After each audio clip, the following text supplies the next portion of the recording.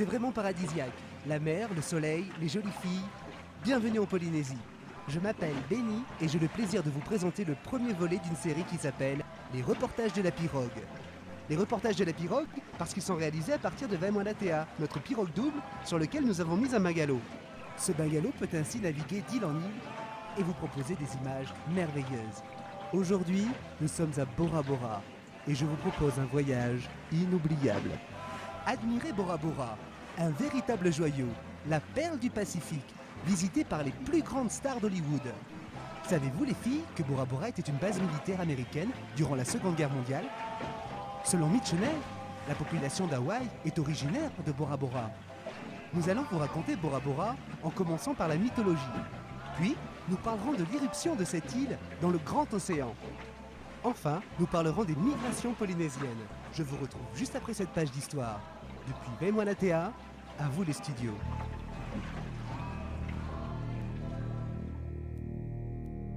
Selon les anciens, Ta'aroa est l'être suprême créateur du ciel et de la terre.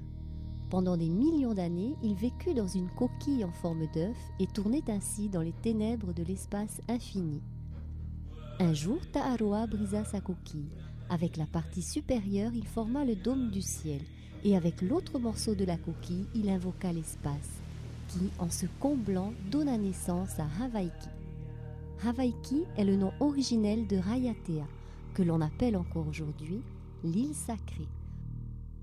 Bora Bora est la première fille de Raiatea, la première à surgir de l'eau. Ta'aroa créa les premiers dieux, puis il remplit l'océan de poissons, couvrit la terre d'arbres et d'animaux.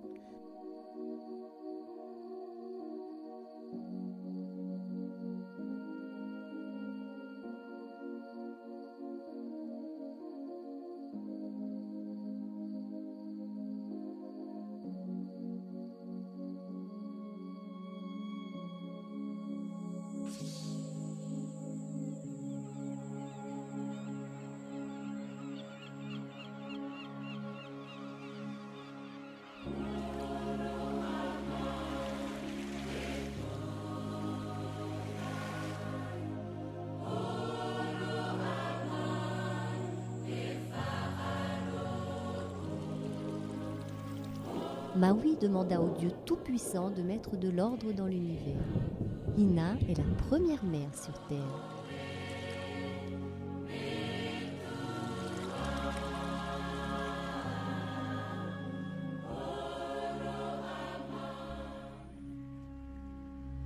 L'île de Bora Bora est née il y a un peu moins de 5 millions d'années. Une éruption volcanique sous-marine finit par crever la surface océanique et donner naissance à ce roc. Avec le temps, l'île s'enfonça sous son propre poids dans le manteau de l'écorce terrestre, ne laissant de sa grandeur passée qu'un souvenir, la superbe barrière de corail qui cerne l'île et la protège des assauts incessants de l'océan Pacifique.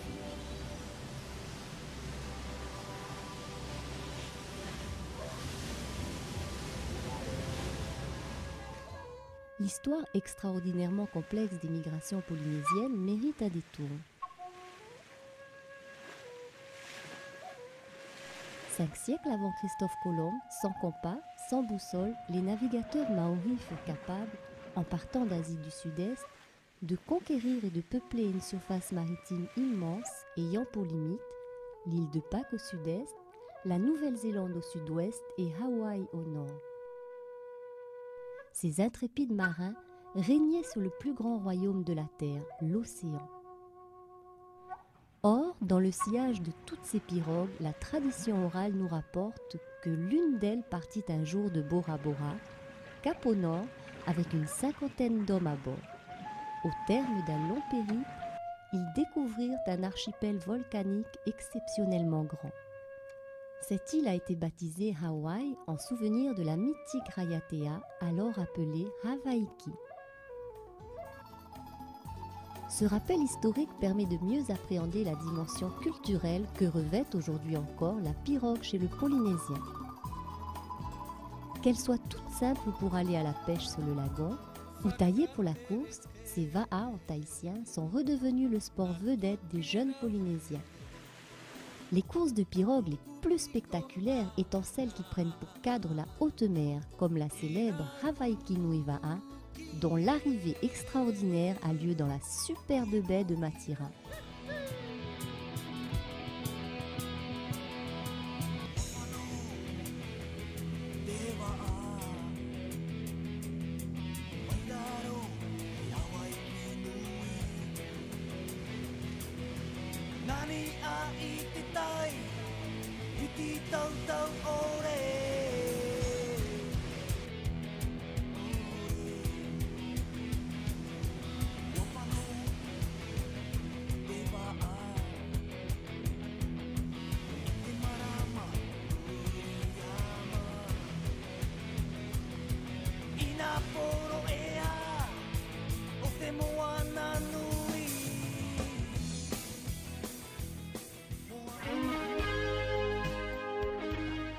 Parmi les 118 îles que compte la Polynésie, Bora Bora, découverte par Cook en 1777, est la seule où l'on peut encore admirer de vraies pirogues à voile évoluer sur le lagon. Ces pirogues aux lignes majestueuses sont les vestiges intacts d'une époque ancestrale. La coque, taillée dans un tronc d'arbre, a été façonnée pour glisser sur les vagues à grande vitesse. La voile était lancée dans le ciel comme une aile d'oiseau.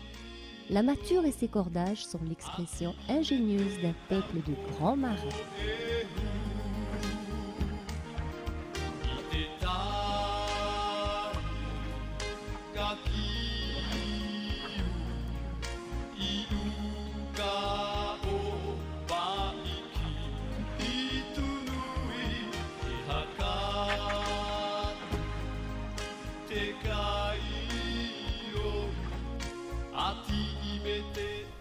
Magnifique ces pirogues à voile sur le lagon. Savez-vous pourquoi Bora Bora est connu du monde entier? Faisons un rappel du rôle capital que Bora Bora a joué durant la Seconde Guerre mondiale. Le 7 décembre 1941, le Japon bombarde Pearl Harbor. Une grande partie de la flotte américaine est détruite.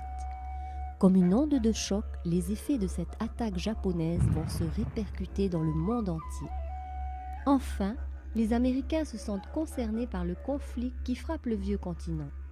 Pour stopper l'avance japonaise dans la zone sud du Pacifique, les Américains avaient besoin de créer une base arrière pour le ravitaillement de leur flotte. Cette base devait être efficace sur un rayon de 5000 km. La Polynésie française était idéalement située. Avec sa passe unique et son immense lagon protégé, Bora Bora offrait les conditions idéales pour cela. De plus, parmi les territoires français en Outre-mer, Tahiti s'était rallié aux forces françaises libres du général de Gaulle dès 1940. Rien alors ne s'opposait plus à l'installation de cette base américaine. En février 1942, les accords de coopération entre les États-Unis d'Amérique et la France libre venaient d'être signés à bord du croiseur américain le Trenton. L'opération Bobcat prenait forme. Une vague américaine, un tsunami diront certains, a déferlé sur Bora Bora lorsque 5000 GIs arrivèrent sur l'île pour y installer la base américaine sur ce qu'ils baptisèrent bien vite la perle du Pacifique. Autant dire que jamais un coup de feu ne fut tiré contre le moindre japonais et la guerre prit ici l'allure d'une sympathique cohabitation entre la population et les forces américaines, si sympathiques d'ailleurs qu'en 1946 on comptait 175 bébés GIs. De nombreuses infrastructures, notamment les captages d'eau, les canons, les batteries antiaériennes ont été construites. La plus importante est sans conteste l'aéroport, implanté sur la barrière de corail du Motu Mute. Cet aéroport, modèle du genre, demeura pendant près de 20 ans le seul lien reliant le monde extérieur à la Polynésie française. Les voyageurs d'outre-mer devaient en effet débarquer à Bora Bora pour ensuite prendre un hydravion jusqu'à Tahiti. La réputation de paradis terrestre acquis par les troupes américaines a donné à Bora Bora un fantastique capital sympathie, à telle enseigne que le nom de Bora Bora est connu dans le monde entier et que l'île reste la plus fréquentée de l'archipel polynésien. L'arrivée à Bora Bora demeure magique. En moins d'1 heure de temps en provenance de Tahiti, grâce à la compagnie Air Tahiti, on se pose sur la barrière de corail.